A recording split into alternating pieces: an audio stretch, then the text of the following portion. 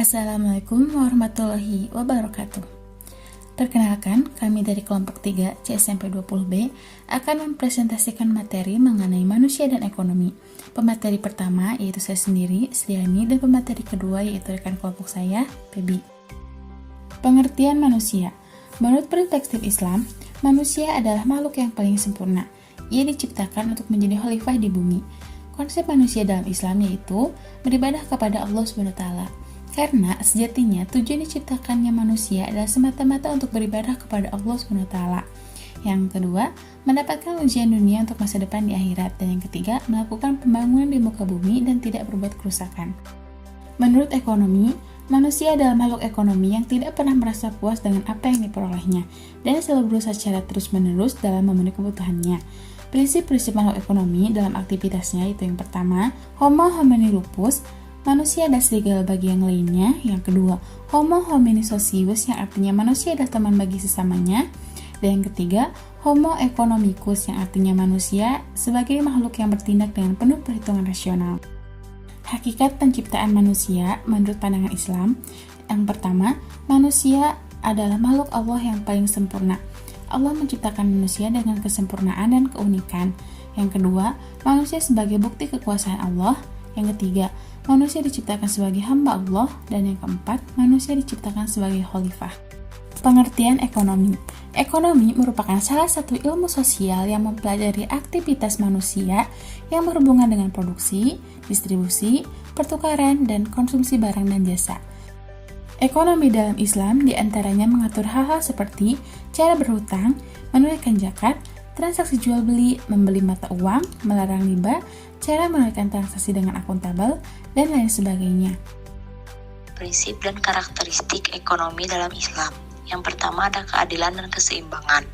Dalam surat Al-An'am ayat 152 menjelaskan bahwa prinsip ekonomi dalam Islam haruslah menyempurnakan takaran dan timbangan.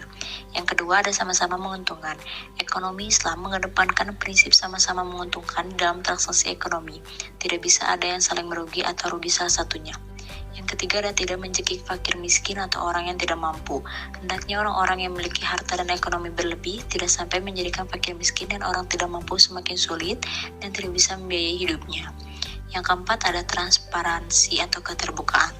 Ketika melakukan jual beli misalnya, maka hendaklah terbuka mengenai kondisi barang atau hal yang diperjualbelikan. Yang terakhir ada pencatatan transaksi.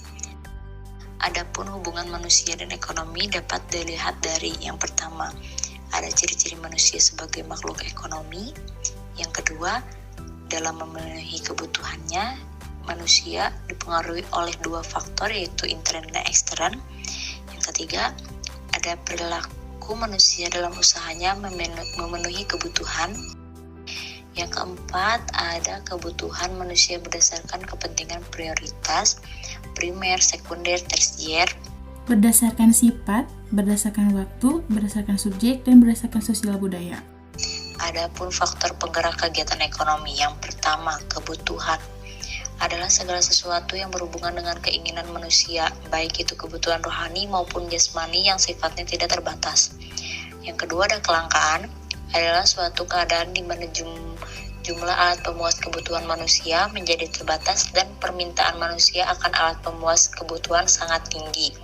Yang terakhir ada alternatif, adalah faktor yang menjadi penunjang lain dalam menggerakkan kegiatan ekonomi dan bisa saja sewaktu-waktu menggantikan dua faktor di atas. Landasan manusia sebagai penggerak ekonomi.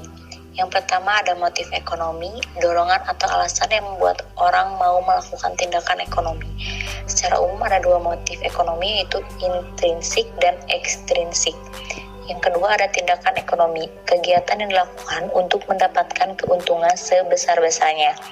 Yang terakhir ada prinsip ekonomi, pedoman atau dasar dalam melakukan tindakan ekonomi. Sekian pembahasan materi dari kelompok kami. Mohon maaf bila ada kesalahan dalam tutur kata maupun tulisan. Wassalamualaikum warahmatullahi wabarakatuh.